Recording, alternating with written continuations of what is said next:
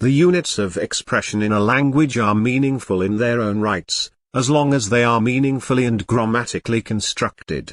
However, not all expressions are capable of expressing complete thoughts independently. In this article, you will learn the meaning of clauses in English, their types, independent and dependent clauses, noun, adjective, and adverb clause, and examples of their uses. Definition of clause in English. A clause in English is a unit of language that contains both a subject and a predicate. It is an expression that is made up of a subject performing an action, a finite verb indicating tense and number, as well as other supplementary elements that form the predicate. On the grammatical rank scale, a clause is an expression that is made up of one or more phrases second only to the sentence.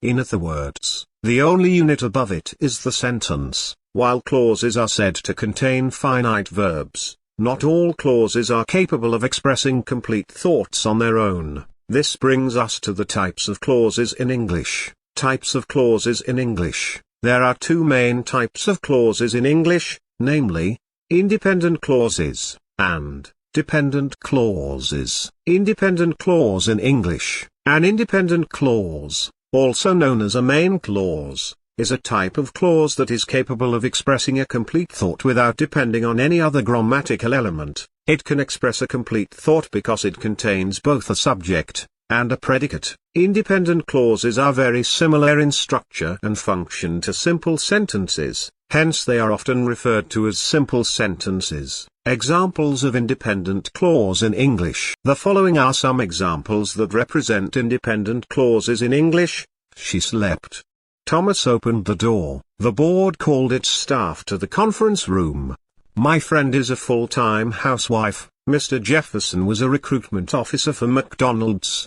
The road to success is never easy. Dependent clause in English. A dependent clause, also known as a subordinate clause, is a type of clause that is incapable of expressing complete meaning independently. Meaning, it is a clause that is dependent on specific grammatical expressions to express a complete thought. Dependent clauses can only express complete meanings when they are added to independent clauses. When this happens, they serve the purpose of performing certain grammatical functions in the independent clauses they are added to, which you will see in the following sections. Types of dependent clauses in English. There are three main types of dependent clauses in English, namely, noun clause, adjective clause, and adverb clause. I covered each of the types of dependent clauses individually, giving more in-depth explanations and examples on them. Click the playlist link in the description of this video to access the videos on each type of dependent clauses. Noun clause in English. A noun clause is a type of dependent clause that performs the same functions as regular nouns, which include the acting as their subject and object, direct object, and indirect of a sentence. It cannot express a complete thought on its own, so whenever it is added to an independent clause, it plays the same roles as a noun. In English, noun clauses are always introduced by relative pronouns such as who, whom, what, that, etc. Examples of noun clauses. What he saw in the market amazed him. Does Jessie know which book belongs to them? The inspector did not see who we went out to meet yesterday. Cynthia bought him what he couldn't afford from his meager salary. That Sandra couldn't blow the flute properly is still a surprise to me. In the first and last examples,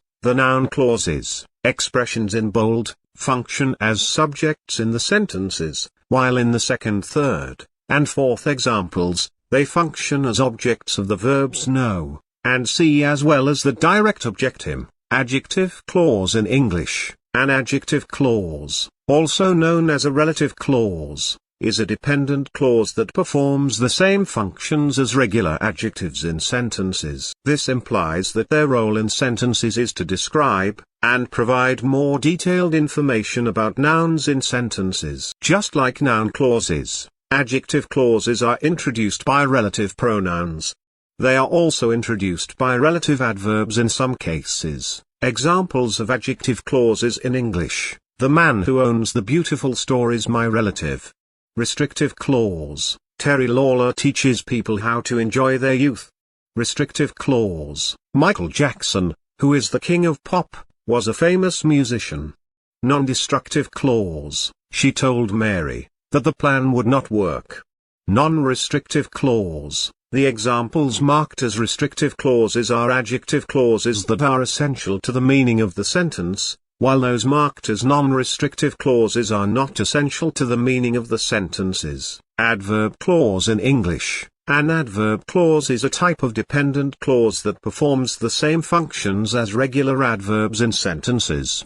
This implies that they modify verbs, adjectives, and even other adverbs in sentences. Adverb clauses are usually introduced by subordinators, or subordinating conjunctions such as before, now, after, although, even though, etc. Also, they can be introduced by relative adverbs which include why, when, how, etc. Examples of adverb clause in English: although he came late, he was able to finish his assignments on time. Marcel cleared his desk immediately his alarm went off. The students all saw how the stubborn boy was punished. When the commotion started, people could not coordinate themselves. Any expression that is made up of a subject and a predicate is known as a clause. Such expressions are divided into two based on their abilities to express a complete thought, namely, independent clause and dependent clause. The types of dependent clauses include noun clause, adjective clause, and adverb clause. Understanding clauses in English will better inform you on how to use them effectively in writing. See you soon.